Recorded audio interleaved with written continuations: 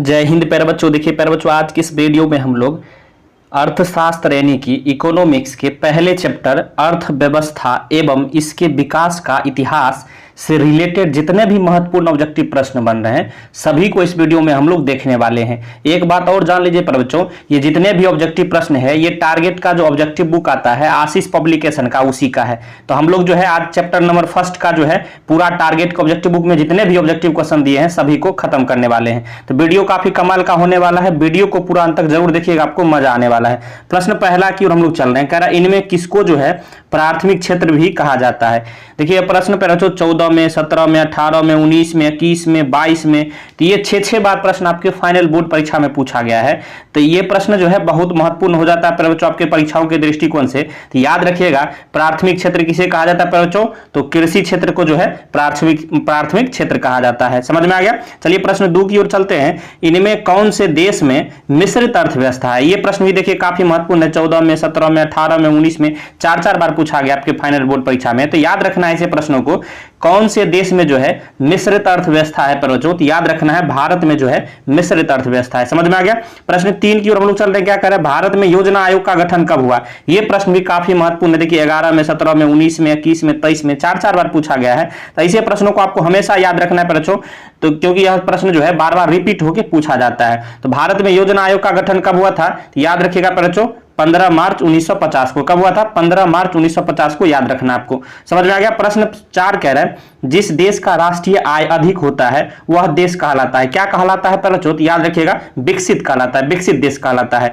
समझ में आ गया। प्रश्न 5 कह रहा है इनमें से किसे पिछड़ा राज्य कहा जाता है। देखिए ये प्रश्न भी काफी महत्वपूर्ण है, 15 में, 18 में, 20 में, 21 में। तो ऐसे प्रश्नों को आपको हमेशा याद रखना है, किसे पिछड़ा राज्य कहा जाता है प्यारे बच्चों, तो याद रखिएगा बिहार राज्य को जो है पिछड़ा राज्य कहा जाता है। किस राज्य को प्यारे बच्चों, बिहार राज्य को। समझ में आ गया। शेयर बाजार की नियामक संस्था है। शेयर बाजार की नियामक संस्था कहने का मतलब जो शेयर बाजार को नियंत्रित करता है तो वह कौन सी संस्था है प्यारे बच्चों, तो याद रखिएगा सेबी है। सेबी जो है शेयर बाजार की नियामक संस्था है। समझ में आ गया। प्रश्न 7 कह रहा है भारत में किस राज्य की प्रति व्यक्ति आय सबसे कम है। भारत में प्यारे बच्चों किस राज्य की जो है प्रति व्यक्ति आय सबसे कम है, तो याद रखना आपको बिहार की जो है प्रति व्यक्ति आय सबसे कम है। समझ में आ गया। प्रश्न 8 कह रहा है भारत में नीति आयोग की स्थापना हुई। भारत में नीति आयोग की स्थापना कब हुई थी प्यारे बच्चों, याद रखना आपको जनवरी 2015 में। प्रश्न 9 कह रहा है मिश्रित अर्थव्यवस्था का राष्ट्र है। मिश्रित अर्थव्यवस्था का राष्ट्र यानी कौन देश है प्यारे बच्चों, राष्ट्र या कहिए या फिर देश कहिए, कहां मिश्रित अर्थव्यवस्था है प्यारे बच्चों, याद रखना आपको कहां है, तो भारत में जो है मिश्रित अर्थव्यवस्था है। समझ में आ गया। प्रश्न 10 कह रहे योजना आयोग के सदस्यों की संख्या होती है, कितनी होती है प्यारे बच्चों, तो 8 होती है। प्रश्न 11 बिहार में जीवन यापन का मुख्य साधन है। बिहार में जो है जीवन यापन यानी जीने की जो है जिस पर आधारित होता है तो वह मुख्य साधन क्या है प्यारे बच्चों, याद रखिएगा कृषि है। क्या है, कृषि जो है बिहार में जीवन यापन का मुख्य साधन है। प्रश्न 12 कह रहे हैं देश में सब्जी के उत्पादन में बिहार का स्थान है। कौन सा स्थान है प्यारे बच्चों, याद रखना है दूसरा है। प्रश्न 13 भारत के पड़ोसी देशों में किस देश का प्रति व्यक्ति आय सबसे अधिक है। इससे पहले पूछा था हमने कि सबसे कम किसका है, तो बिहार का है। तो अब लेकिन यहां देश पूछा जा रहा है बच्चों कि भारत के पड़ोसी देश मतलब अगल बगल के जो देश है उसमें सबसे अधिक जो है प्रति व्यक्ति आय किस देश का है, तो याद रखना है बच्चों सही आंसर हो जाएगा श्रीलंका का। किसका बच्चों, श्रीलंका का। प्रश्न 14 करा इनमें कौन योजना आयोग के पदेन अध्यक्ष होते हैं। योजना आयोग के कौन पदेन अध्यक्ष होते हैं, तो याद रखिएगा बच्चों योजना आयोग के पदेन अध्यक्ष प्रधानमंत्री होते हैं। समझ में आ गया। प्रश्न 15 कह रहा है भारत की आर्थिक व्यवस्था है। भारत की आर्थिक व्यवस्था कैसी है प्यारे बच्चों, याद रखिएगा मिश्रित है। कैसी है, तो मिश्रित है। प्रश्न 16 इनमें से कौन से देश में समाजवादी अर्थव्यवस्था है। कौन से देश में समाजवादी अर्थव्यवस्था है, तो याद रखना रूस में। प्रश्न 17 का सम्यक विकास की प्रक्रिया संबंधित है। किस वर्ग से सम्यक विकास की प्रक्रिया संबंधित है प्रजो, तो याद रखिएगा सभी वर्ग से, उच्च वर्ग निम्न वर्ग यानी कि सभी वर्ग से। याद हो गया। प्रश्न 18 कह रहा है गरीबी कैंसर रोग की तरह है, किसने कहा। काफी महत्वपूर्ण प्रश्न पर जो गरीबी जो होता है वह एक प्रकार के कैंसर रोग की तरह है, ऐसा किसने कहा था, यह कथन किसका है, याद रखिएगा बच्चों अर्थशास्त्री कुजनेट जो था उसका यह जो है कथन है, कुजनेट। याद रखिएगा। समझ में आ गया। प्रश्न 19 का किस क्षेत्र को द्वितीय क्षेत्र कहा जाता है। प्राथमिक क्षेत्र क्या किसे कहा जाता है, जल्दी से बताइए कमेंट बॉक्स में। हमने पहला प्रश्न करवाया है, तो कृषि को जो है प्राथमिक क्षेत्र कहा जाता है और द्वितीय क्षेत्र जो है जो किसे कहा जाता है, तो उद्योग को जो है, उद्योग यानी बिजनेस को जो है द्वितीय क्षेत्र कहा जाता है। प्रश्न 20 कह रहा है कि 11वीं पंचवर्षीय योजना की अवधि क्या है अवधि पर जो 11वीं पंचवर्षीय योजना की, याद रखिएगा 2007 से 2012। कब पर बच्चों? 2007 से 2012। समझ में आ गया। प्रश्न 21 कह रहा है किस क्षेत्र को तृतीय क्षेत्र कहा जाता है? फिर से आ गया। पहला प्राथमिक क्षेत्र किसे कहा जाता है? तो कृषि को। द्वितीय क्षेत्र उद्योग को। तृतीय क्षेत्र किसे कहा जाता है पर जो याद रखना है, काफी महत्वपूर्ण प्रश्न है, तो सेवा क्षेत्र को। सेवा क्षेत्र को जो है तृतीय क्षेत्र कहा जाता है। समझ में आ गया सभी क्षेत्र। प्रश्न 22 कह रहा है एक अर्थव्यवस्था का सृजन होता है। एक अर्थव्यवस्था का सृजन किन संसाधनों से होता है? याद रखिएगा पर जो प्राकृतिक संसाधनों से भी होता है, भौतिक संसाधनों से भी, मानवीय संसाधनों से भी होता है। यानी कि सही आंसर क्या लगाना है? इनमें से सभी संसाधनों से। समझ में आ गया। प्रश्न 23 कह रहा है राष्ट्रीय विकास परिषद का गठन हुआ। राष्ट्रीय विकास परिषद का गठन कब हुआ था? तो 1952 में हुआ था। प्रश्न 24 कह रहा है किस अर्थव्यवस्था में उत्पादन के साधनों पर किसी व्यक्ति या निजी संस्था का अधिकार रहता है? किसे रहता है पर याद रखिएगा पूंजीवादी अर्थव्यवस्था में। किस अर्थव्यवस्था में? तो पूंजीवादी अर्थव्यवस्था में। प्रश्न 25 कह रहा है कि भारत की प्रथम पंचवर्षीय योजना का कार्यकाल था। प्रथम पंचवर्षीय योजना का कार्यकाल कब से कब तक था पर याद रखना है 1951 से 56 तक।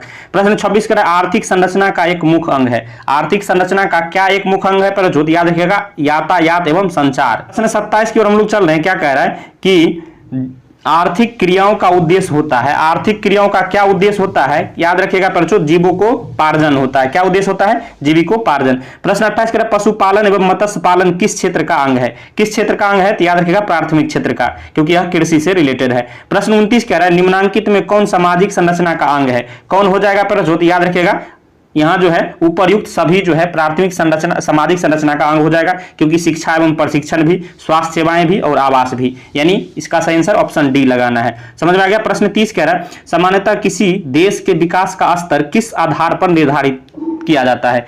किस आधार पर निर्धारित किया जाता है पर याद रखिएगा प्रति व्यक्ति आय पर भी निर्धारित किया जाता है, साक्षरता दर पर भी और स्वास्थ्य की स्थिति पर भी। यानी ऑप्शन डी इनमें से सभी बिल्कुल सही आंसर हो जाएगा। समझ में आ गया। प्रश्न 31 कह रहा है प्राथमिक क्षेत्र में कौन सी आर्थिक क्रिया शामिल है? प्राथमिक क्षेत्र में कृषि भी शामिल है, खनन भी शामिल है, पशुपालन भी शामिल है। यानी ऑप्शन डी यहाँ बिल्कुल सही हो जाएगा इनमें से सभी। समझ में आ रहा है पर वीडियो पसंद आ रहा हो तो लाइक जरूर करिए और अपने दोस्तों में भी शेयर करिए। प्रश्न 32 कह रहा है समाजवादी अर्थव्यवस्था का गुण है। समाजवादी अर्थव्यवस्था का क्या एक गुण है पर सामाजिक कल्याण एक गुण है, याद रखिएगा। प्रश्न 33 कह रहा है विकसित देशों की आय में वृद्धि के लिए किस पद का प्रयोग किया जाता है? विकसित देश में जब आय में वृद्धि होती है तो किस टर्म यानी किस पद का उपयोग किया जाता है? याद रखिएगा पर आर्थिक वृद्धि का। किसका? तो आर्थिक वृद्धि बिल्कुल सही आंसर हो जाएगा। समझ में आ गया। प्रश्न 34 कह रहा है बिहार के आर्थिक पिछड़ेपन का प्रमुख कारण है। क्या प्रमुख कारण है पर याद रखिएगा जनसंख्या में तीव्र वृद्धि भी है, कृषि पर अत्यधिक जनभार भी है, बाढ़ एवं सूखा का प्रकोप भी है। यानी उपर्युक्त सभी, यानी ऑप्शन डी बिल्कुल सही हो जाएगा। समझ में आ रहा है।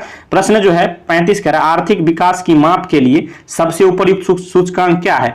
सबसे महत्वपूर्ण जो है सबसे उपयुक्त सूचकांक क्या है जो आर्थिक विकास की माप के लिए जो है उपयोग किया जाता है? तो याद रखिएगा पर प्रति व्यक्ति आय बिल्कुल सही आंसर हो जाएगा। प्रश्न 36 कह रहा है बोनस भुगतान अधिनियम किस पंचवर्षीय योजना के दौरान बना? किस पंचवर्षीय योजना के दौरान पर याद रखिएगा तृतीय पंचवर्षीय योजना के दौरान। किस पंचवर्षीय योजना? तृतीय।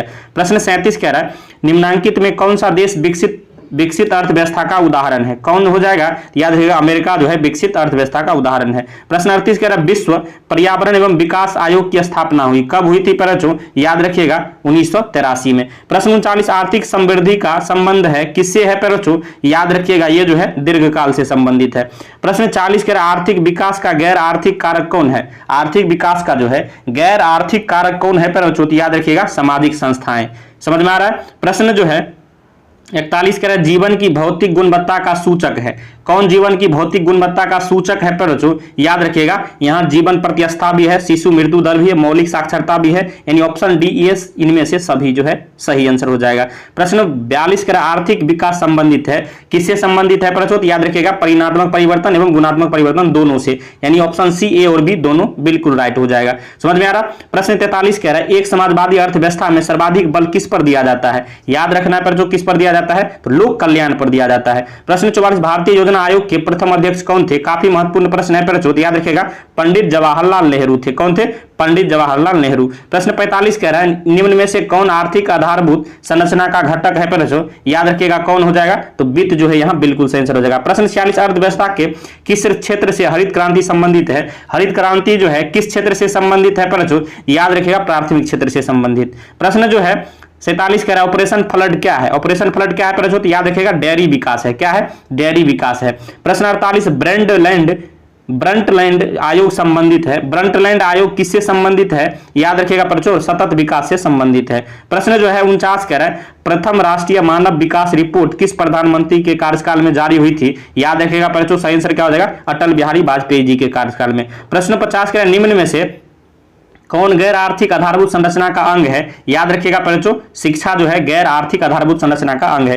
प्रश्न 51 मानव विकास सूचकांक में सर्वोच्च स्थान किस देश का है? किस देश का है बच्चों? याद रखिएगा नॉर्वे का है। प्रश्न जो है 52 कह रहा है कि 12वीं पंचवर्षीय योजना का कार्यकाल है कब से कब तक है बच्चों? याद रखना है 2017 से 2022 तक। प्रश्न 53 निम्न में से कौन विकास सूचकांक का सूचक नहीं है? विकास सूचकांक का सूचक कौन नहीं है बच्चों? याद रखिएगा राष्ट्रीय आय जो दिया है यह जो है विकास सूचकांक का सूचक नहीं है। प्रश्न 54 कह रहा है राष्ट्रीय मानव विकास सूचकांक में किस राज्य का दर्जा सबसे ऊपर है? रैंक में जो है सबसे ऊपर किस राज्य का है बच्चों? याद रखिएगा सही आंसर हो जाएगा केरल का। प्रश्न 55 निम्न में से कौन द्वितीयक आर्थिक क्रिया से संबंधित है? द्वितीयक आर्थिक क्रिया से संबंधित कौन हो जाएगा बच्चों?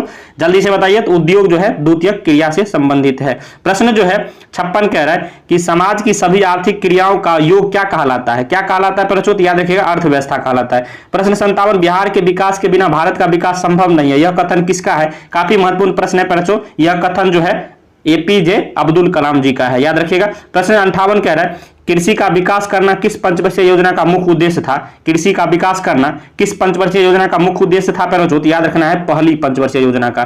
प्रश्न 59 कह रहा है मानव विकास रिपोर्ट का प्रकाशन निम्न में से किसके द्वारा किया जाता है? किसके द्वारा किया जाता है बच्चों? याद रखिएगा यूएनडीपी के द्वारा।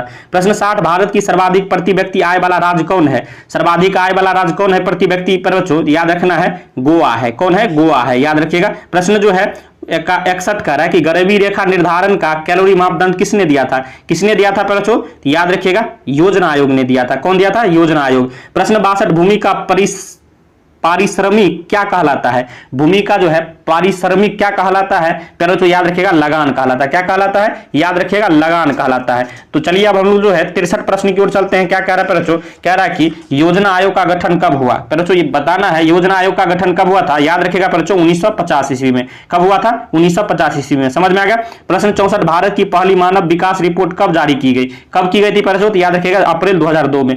65 प्रश्न कौन सी आर्थिक क्रिया ग्रामीण क्षेत्रों में प्रमुख है? ग्रामीण क्षेत्रों में कौन सी आर्थिक क्रिया जो प्रमुख है? याद रखना है प्राथमिक क्षेत्र, क्योंकि ग्रामीण क्षेत्र में ज्यादातर कृषि होती है, खेतीबाड़ी होती है, इसलिए प्राथमिक क्षेत्र हो जाएगा इसका सही आंसर। प्रश्न 66 वैश्वीकरण की नीति से किस क्षेत्र को सबसे कम लाभ हुआ? किसको कम लाभ हुआ था बच्चों वैश्वीकरण की नीति से? याद रखना है कृषि को। प्रश्न 67 करा 11वीं पंचवर्षीय योजना की अवधि क्या है?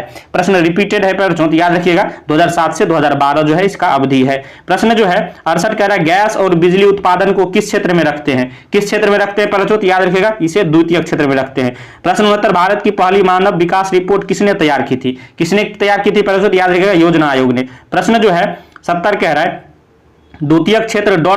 नाम से जाना जाता है, यानी द्वितीयक क्षेत्र जो है किस अन्य नाम से जाना जाता है? याद रखिएगा बच्चों औद्योगिक क्षेत्र के नाम से जाना जाता है। प्रश्न 71 भारत में सर्वप्रथम राष्ट्रीय आय का अनुमान कब लगाया गया था? तो याद रखिएगा 1868 ईस्वी में। तो इस तरह से जो है आपके चैप्टर नंबर पहले में जितने भी ऑब्जेक्टिव आपके टारगेट बुक में दिए गए थे सभी को हमने कवर कर दिया है, आपको आसान भाषा में समझा दिया है। वीडियो कैसा लगा आपको कमेंट बॉक्स में जरूर बताना है, और वीडियो आपको पसंद आया हो तो लाइक करिएगा, चैनल पर नए हैं सब्सक्राइब कर लीजिए और अपने दोस्तों में भी जरूर शेयर करिए। वीडियो देखने के लिए धन्यवाद। मिलते हैं नेक्स्ट वीडियो में, तब तक के लिए जय हिंद जय भारत।